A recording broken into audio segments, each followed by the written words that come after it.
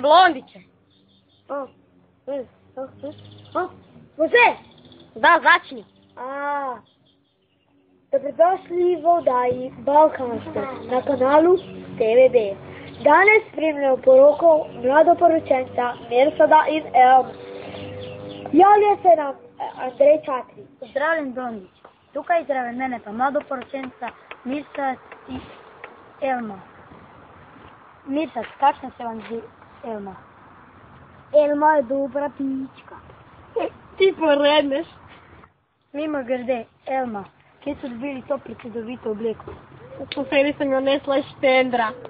Kaj počnete v življenju? Lešem i pojem v baru za cigane. Dragi, moram na vese. Mirsad, kakšna se vam zdela poroka? Prečudovita.